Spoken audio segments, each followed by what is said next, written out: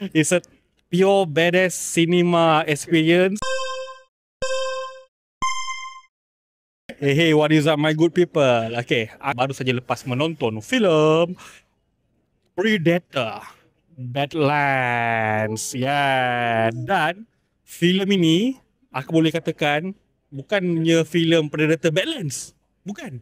Dia adalah filem aliens versus robots versus kaijus versus mecha versus Predator. Stick around. Semua ada bro, semua ada.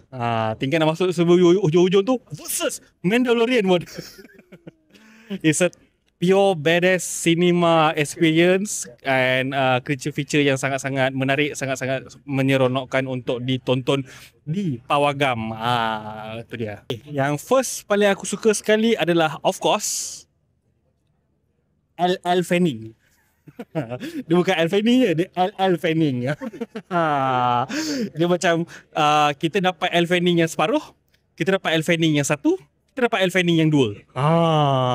So dia separuh pun bagus, dia satu pun bagus, dia dua lagi bagus. I'm not a pervert. Dan she's really the MVP lah, the heart of this film. The heart and also the villain of this film juga. So yes, Elle Fanning punya lakonan ataupun penambahan dalam filem ni memberikan satu rencah yang cukup-cukup menarik untuk filem Predator Badlands. Dan Trachtenberg ni memang betul-betul pandailah cara dia nak menunjukkan sebuah filem Predator yang memfokuskan pada Predator, tapi dalam waktu yang sama untuk nak bagi orang tonton filem ni di pawagam kenalah ada bunga. You son of a bitch.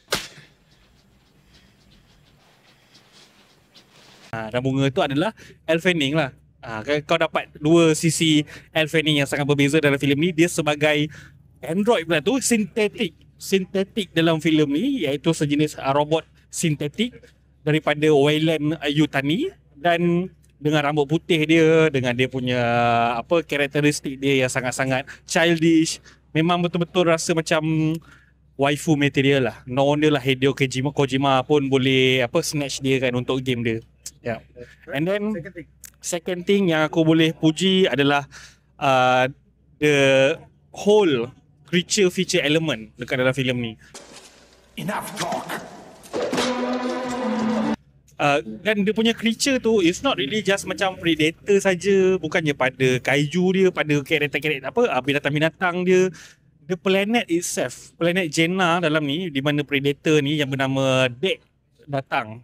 Deck datang untuk memburu dekat planet Jenna, untuk memburu makhluk yang sangat-sangat susah untuk diburu. Kalisk. Untuk memburu Kalisk. So nak buru Kalisk ni bukan senang. Bapak kepada Deck ni pun, bapak Predator yang power pun tak berani dengan Kalisk ni. So planet tu sendiri pun adalah creature. Sebab baru turun planet tu je dah macam-macam bala, macam-macam binatang, macam-macam benda dah ada. Kau dapat ranting yang boleh bergerak. Kau dapat grass yang kaca, razor grass bro. Lepas tu dapat pokok semalu kau meletup. Aku macam No chance. aku rasa macam sampai memang bila tengok dia masuk dekat dalam planet ni dah giling kepala dah. Macam memang betul Badlands lah. This is memang badass punya Badlands. So the creature tu adalah pada karakter, adalah pada planet tu sendiri juga, planet Jenna ni. So dia set up benda tu ibarat macam sebuah game lah. Macam mana kau nak buru Kalisk ni, dan lepas tu dalam proses kau nak memburu tu, kau kena collect experience points dulu. Kau jumpa dengan siapa ni? Jumpa dengan Tia yang daripada Elle Fanning. Lepas tu kau jumpa pula Bud, ada watak macam monyet. Lepas tu kau jumpa pula lagi macam-macam lah, lagi ada makhluk-makhluk lain apa semua kan. Bud tu paling comel lah. Bud tu memang dia macam monyet, tapi dia punya badan dia keras macam batu kerikil, dan dia sangat-sangat comel sebab dia boleh ikut apa yang Deck Yauja ni, Predator ni pergi buat. Apa yang Predator tu buat, dia ikut je. Lawan pedang, dia pun ada pedang juga. Memang tak nak kalah. Memang tak nak kalah. Memang kelakar. Memang dia suka memonyetkan orang. Monyet-monyet yang ngajuk .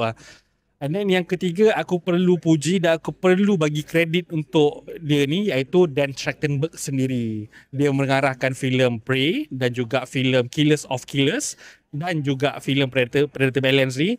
Bila dengar nama dia yang mengarahkan Predator Balance, selepas menonton Prey dan juga Killers of Killers, aku dah kata Predator is in a good hand. And yes, kita ada skeptical bila kita tengok trailer, kita tak suka design Predator dia, kita tak suka kita tak suka benda-benda yang woke ke apa yang ditunjuk kan. Lepas tu kita tak suka juga macam ditunjukkan Predator ni sebagai main hero. Tapi bila dah tonton filem ni, yes, kita boleh tahu Dan Trachtenberg memang betul-betul care, jaga produk Predator yang berada di bawah 20th Century Studios Disney pula tu. So agak mengecewakan bila filem Prey tak dapat ditayangkan di Pawagam. Bila tengok dekat Disney Plus, cerita dia aku rasa macam oh sayang kalau tak tengok kat wayang. Kalau tengok kat wayang masih lagi best. So bullshit. And this Predator Badlands finally kita dapat, dan aku harap dia tak stop. Aku boleh dapat rasakan Dan Trachtenberg ni dia lagi hebat daripada, dia boleh jadi macam pengarah filem superhero juga tau. Kalau MCU ke DCU ke nak ambil dia menjadi pengarah pada filem-filem dia, sebab dia build dia punya lore Predator ni lagi bagus daripada Zack Snyder build Rebel Moon weh. Rebel Moon, lepas tu macam Zack Snyder pun nak build Rebel Moon, lepas tu nak buat animation juga apa semua kan. Dan Trachtenberg ni dia dah buat dah. Dia dah buat Predator Badlands dekat angkasa lepas, dia dah buat Prey Native, lepas tu dia dah buat animation Killers of Killers yang power gila. So Dan Trachtenberg memang mempunyai masa depan yang cerah lah dalam Hollywood. Come on. Do it. Do it. Come on. Come on. Come on. Do it now. Ini dah cukup, dan cukup memuaskan, dan cukup menghiburkan aku. So aku leave it to the 3 likes yang aku bagi tadi. So tak ada benda yang aku tak suka dalam filem ni. So, secara overall aku boleh bagi filem ini rating sebanyak 9.5/10 bintang. Predator Badass.